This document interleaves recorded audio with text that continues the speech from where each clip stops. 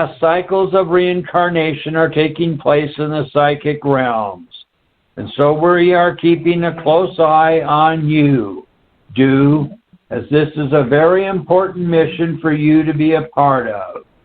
You were one of the very special manifestations of the isness, and this is why I am with you. Most of the other souls, those who are unaware of their purpose and recalling any knowledge of the universes of light, will go through the entire process of the psychic realms, then eventually be able to return to reality.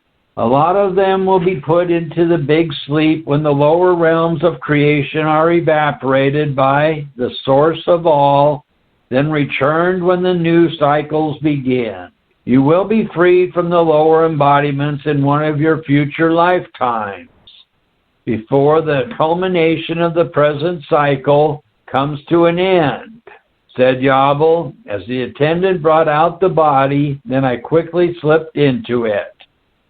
I am feeling more restricted now, sir, I said. This is one of your many endurance tests, youngster, as all the experience from this lifetime will add up for you as you finally become a great writer and let the earth people know the secret knowledge of the isness, said Yabel. Writing seems awfully hard, sir. Couldn't I be a king with servants and have others write what I want? I asked. Ha ha, there is a special experience that comes when you are the writer, as you express yourself with the perception you have about the reality of life, and from all the levels, and not just the lower ones like those silly gatherings and congregations humans eventually have decided from millions of years of evolution. We will fine-tune you to be wonderful, Sonny. Now comes the hardest part of this test. We must pass through the Kalam Empire to exit this realm. So we have to travel back to the 3 mountains of light, where resides the Kalam God, as he will grant the final approval for your departure into the lower levels, said Yabel, as we walked from the building and back to the transport area.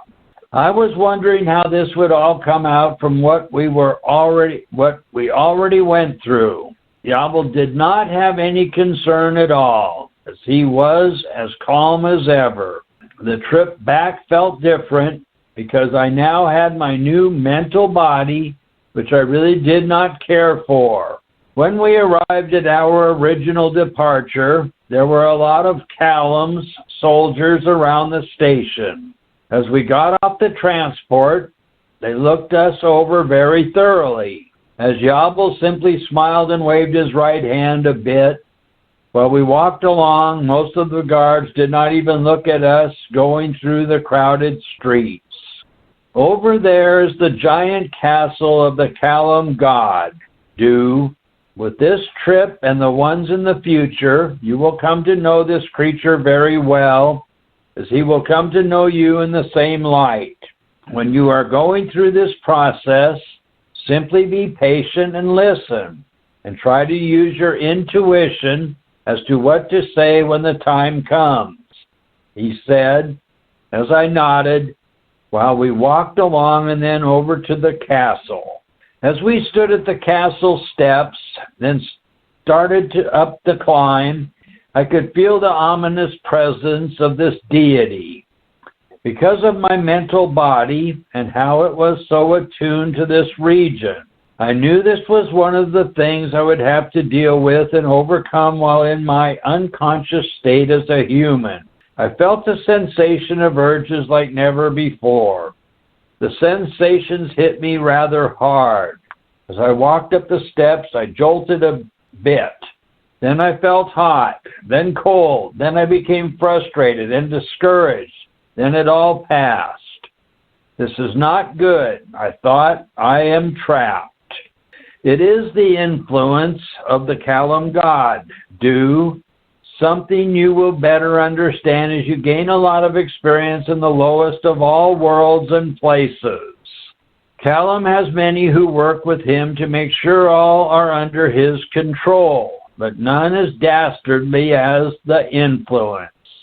It will take you a long time to properly recognize her.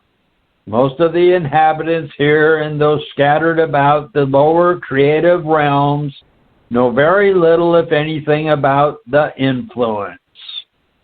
Most of the social structures are based upon the influence, as it is a particular binding subversion all its own within the dualistic forces.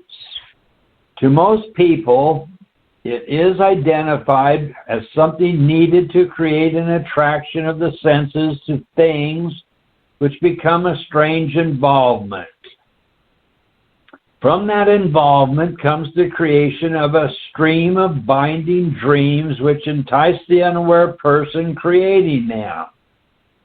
You will eventually recognize her, said Yabel, as we approached the tall guards at the door. I already had a receiver in this body, and so the guards opened the door for me to enter. Then they suddenly stopped, as one of them said, "You can go in, young one, but he must not enter," as the guard stood in Yabel's way. Then Yabel casually raised his hand and made a motion, then said, "Everything is all right now, isn't it?" as the guard slowly agreed and stepped aside. We walked into an enormous entrance, and I had the feeling I knew I had been here before, but could not remember. It all seemed like such a dream, as something had happened here many times before, but it was as though my attention to any memory of it was not able to perceive it. As we walked along, I suddenly felt I was in a sort of trance, a spell of some kind, as I was experiencing what was taking place while my new bodies were trying to adjust to their own senses and the surroundings. I focused on Yabel as he looked at me, and I could sense he knew what was taking place with me. "You have been here before, actually many times. All those lifetimes when you were a slave of the emperors and pharaohs, kings and queens, on the various planets and worlds in the material regions. You were unconsciously worshiping the Callum god, and he was always in your dreams and nurturing you to be his adoring servant, which you were. But then there came the right moment when you had enough, and you rebelled, and you were killed for it.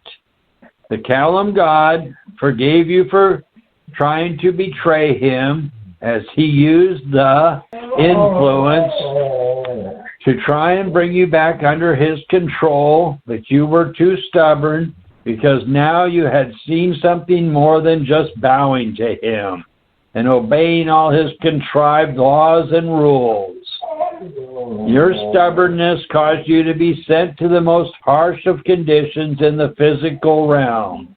Then again, many times over in the astral prisons, as the lords of karma sentenced you to many lifetimes of subversion and torture. This is always the path of the Callum god, because if he does not get his way, then he will retaliate. And so, because you were so adamant on not being a part of anything that was cruel and controlling, I stepped into your life to take you back to who you really are. It has all been your endurance test to handle what your future position will be, said Yabel. Thank you, sir. I have come a long ways through all of this, I said, as something began to happen. There was suddenly a vision, an opening of sorts within myself, as I felt myself being held in some kind of dream. Then everything was black, very pitch black. I was stuck somewhere. Then a speck of light, a line in the darkness, appeared. It opened up for me and became a door into another room.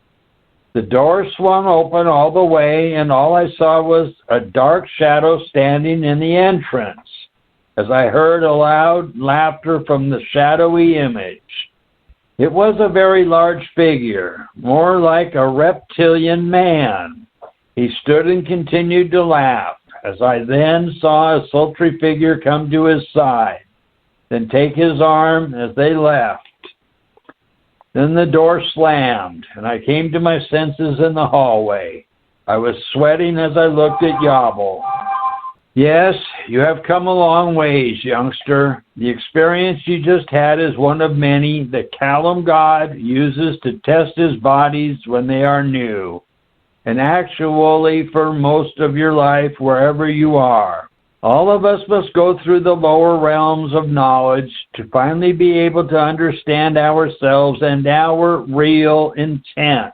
Each lifetime is part of the series we must experience, which eventually adds up to our realization and perception of something greater than what we and others can create. There always comes a turning point where the individual is ready to make the climb out of the lower psychic regions, and finally into the real universes of light.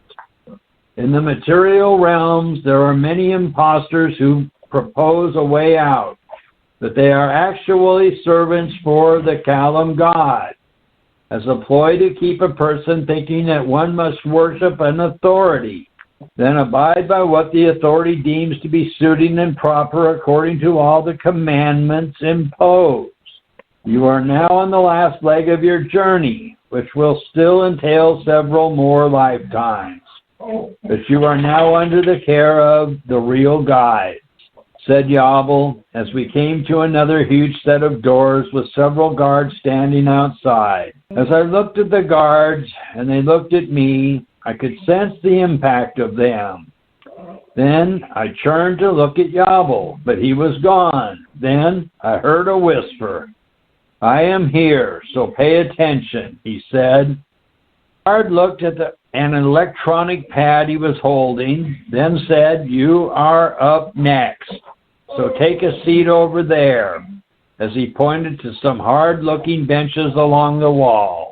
I went and sat down and slowly looked at the surroundings.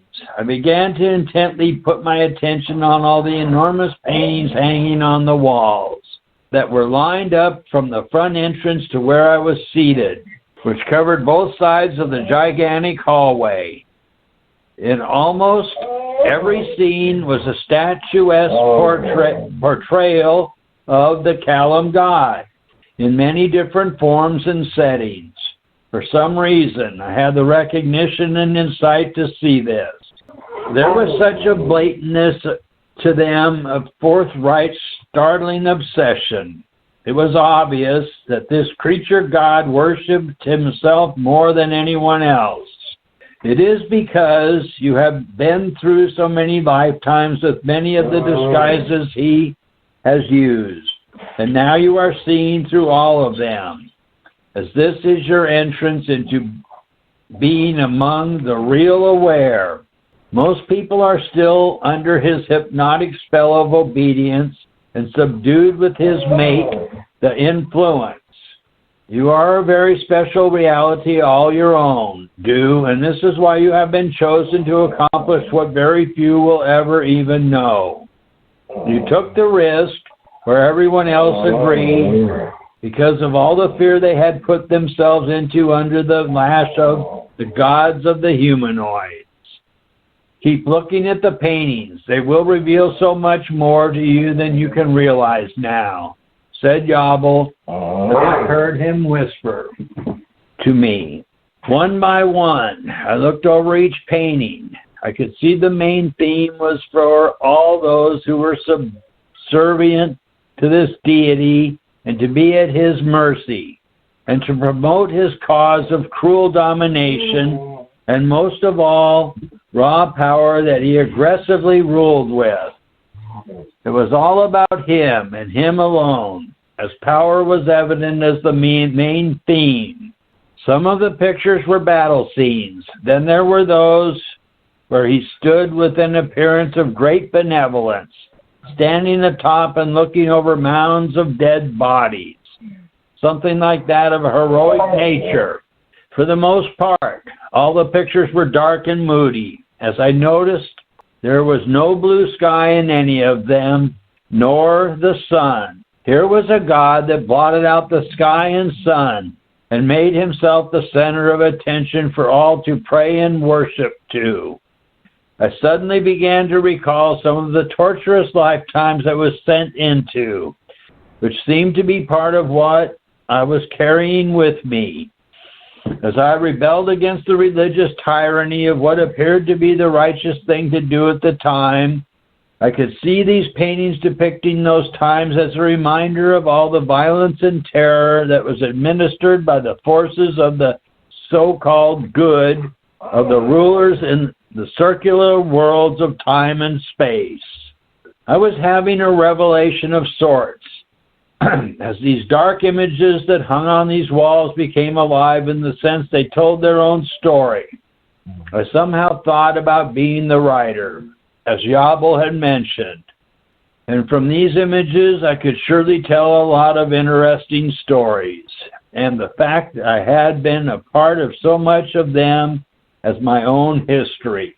It is the reality of all there is that has entered you, and now you are becoming aware of what has held you back for so long from once again returning to the real universes of light.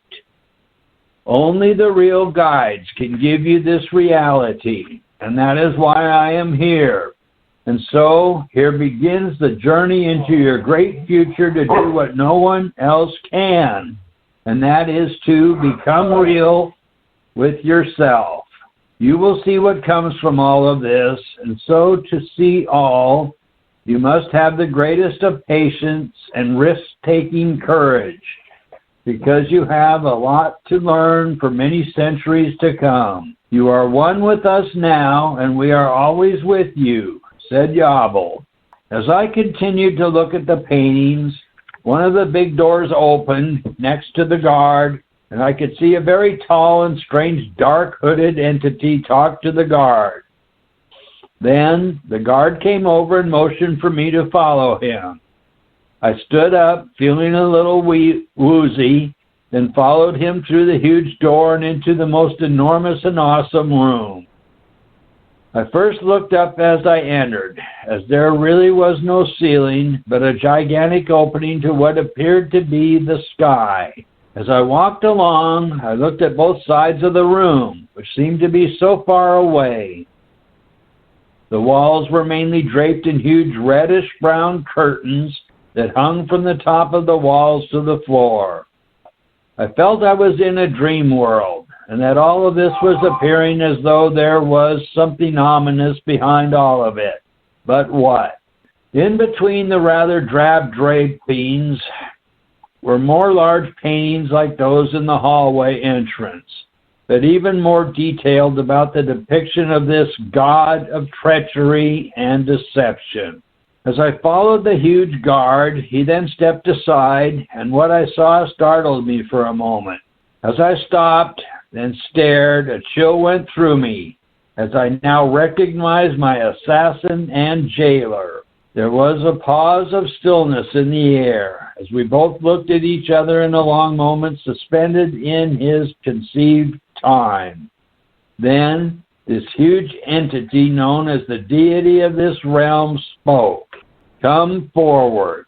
His voice filled the entire room with a specific sound like that of a vibrating gong after the initial hit with an instrument.